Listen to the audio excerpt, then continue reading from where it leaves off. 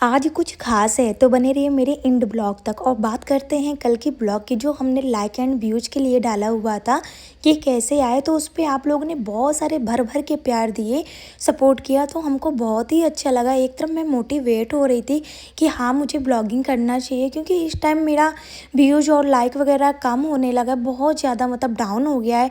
तो ये लगता है कि नहीं, हमें नहीं करना चाहिए, रहने दो, यहाँ पे टाइम ख़राब ना करें।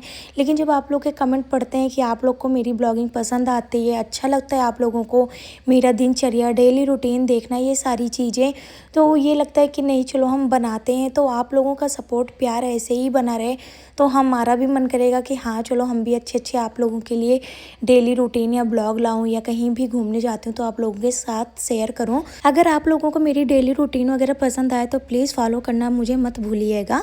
और यहाँ पे दीदी बर्तन वगैरह धुल के चले गए थे, तो बर्तन वगैरह लगा लिया था और आ गए थे आलू कट करने, क्योंकि इनका कॉल आ गया था। इन्होंने कहा कि खाने में क्या है, तो हमने कहा कुछ भी नहीं, रोटी है। तो इन्होंने कहा ठीक है हम रोटी अचार वचार खा लेंगे। लेकिन कहते नहीं, हम लोगों का मन नहीं लगता है कि हम ऐसे ही अचार और रोटी खिला दें।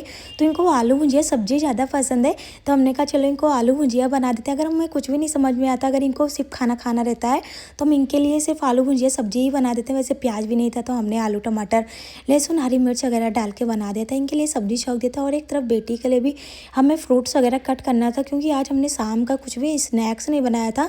तो बच्चे भी भूखे हो जाते हैं, उनको भी हमें टाइम से हर एक चीज़ देखना पड़ता है। तो बच्चे को दे दिया था और ये भी आ गए थे, टाइम हो गया था चलने का। तो यहाँ पे हो रहा था 7 या 7:30 ऐसे ही हो रहा था, और दोनों बच्चे रेडी हो गए थे। आज इन्होंने कहा तुम साड़ी में अच्छी लग रही है, तो हमने कहा ठीक है। वैसे हम साड़ी ज़्यादातर पहनते हैं अगर कहीं जाते हैं, तो घर में तो नहीं पहनते हैं क्योंकि गर्मी आ गई है, गर्मी में काम नहीं करते बनता है साड़ी पहन के। और इनको खाना वगैरह दे दिया था, भगवान जी के पूजा वगैरह कर लिया था, दीपक वगैरह कर दिया था।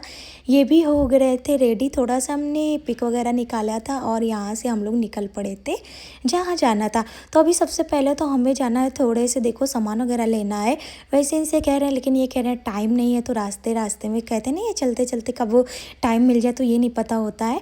तो यहाँ पे हम लोग रेडी हो गए थे और जैसे ही कार में बैठे, फिर इन्होंने मतलब वो कॉल किया, जैसे देवर जी हैं तो उनके पास कॉल किया कि तुम लोग रेडी हो गए। तो उन्होंने कहा नहीं अभी टाइम है। तो इन्होंने कहा था कि चलो अच्छा चलते हैं, तब तक जूडियो सामान लेते हैं, वो भी कपड़े ले लेते हैं। यहाँ पे हमें बच्चों के लिए अपने कपड़े भी लेने थे, तो और जो कुक्कू है उसके लिए भी लेना था, देवरानी की बेटी का, जैसा कि आज उसका बर्थडे है, 10 जून है, तो उसका ही बर्थडे है।